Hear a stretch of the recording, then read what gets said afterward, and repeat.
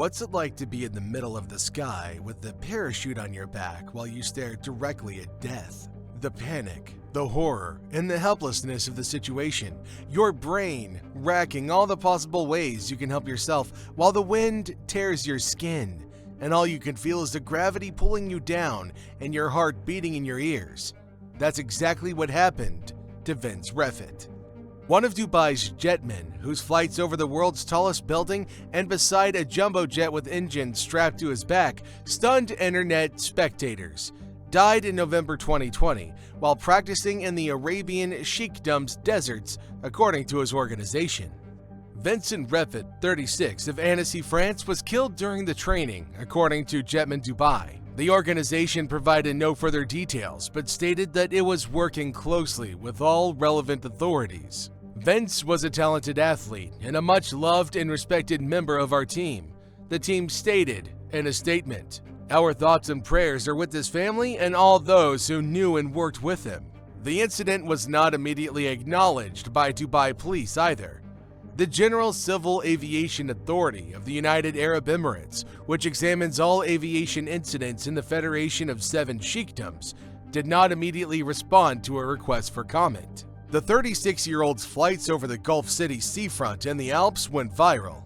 Investigators from the General Civil Aviation Authority of the United Arab Emirates stated that Vincent Reffet did not use his parachute in the fall during a training flight in the Sheikdom's desert, but provided no further explanation. The investigators described Reffet as an experienced professional skydiver and jetwing pilot, and claimed video from the November 17th incident appeared to show him lose control and flip 800 feet off the ground. Backflips like this are usual when wearing wings and are recoverable if the pilot thrusts forward during the flip, according to the report. Reffet has come out of those flips before, but at higher altitudes. The risks of the 800 feet hover were discussed during the pre-flight briefing, and as a risk mitigation, it was decided to abort the flight and to deploy the Pyro rocket emergency parachute should the jet wing become uncontrollable, according to the investigation report. The investigation could not determine why the pilot did not choose the mitigation action. The parachute only deployed after he fell to the ground, according to a video from a camera attached to his helmet. Prior to it, his hands moved as if he was about to get back into a hover, according to the report. According to investigators, the jet wing had no mechanical issues before or during the flight.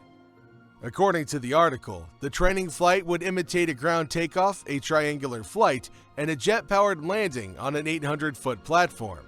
A helicopter at that altitude was supposed to replicate the platform, but there was no evidence that it played a role in the crash. Vince Reffet became well known for his flights with Jetmen Dubai, which was founded by Swiss pilot Yves Rossi, also known as Jetman himself. Rossi's gear enables the group's pilots to fly at speeds of up to 250 miles per hour.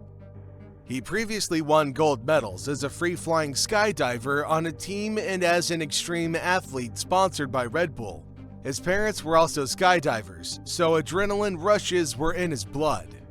Reffet's escapades frequently became popular on social media. Between 2004 and 2009, he and Soul Flyer's partner in crime, Frederick Fugen, dominated the sport, forming and becoming proficient base jumpers and wingsuit flyers. Reffet and Fugen were the first people other than Yves Rossi pilots to fly the Jetman Jetwing in 2015, and have been the primary showcase pilots ever since.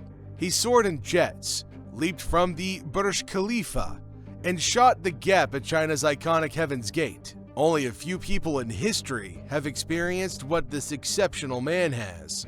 I believe that if you dream big and love what you do, everything is possible, Reffet was quoted as saying. Agnes, Reffet's wife of 3 years, survives him. Regardless of the manner in which he died, Reffet lived a life that few could even dream of.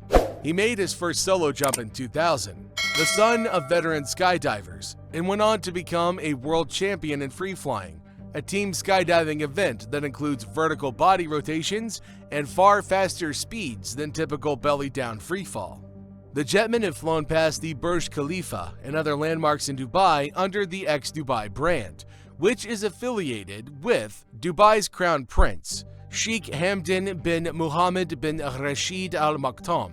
Reffet and Rossi famously flew alongside an Emirates Airbus A380 double-decker airliner over Dubai in 2015. Reffet had established a world record by base jumping off the Burj Khalifa, the world's highest structure at 2,716 feet in Dubai. The term base stands for building, antenna, span, and earth.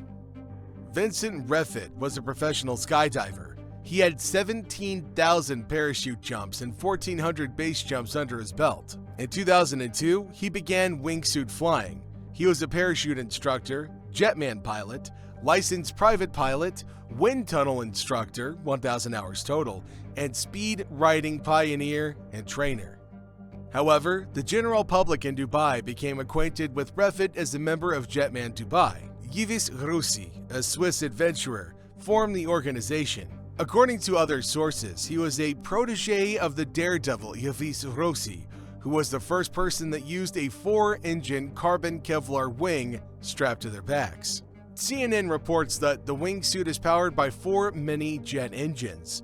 Furthermore, it enables pilots to regulate rotations around the yaw axis at 0 speeds. Pilots are capable of hovering, stopping, turning, and maneuvering, as well as conducting rolls and loops.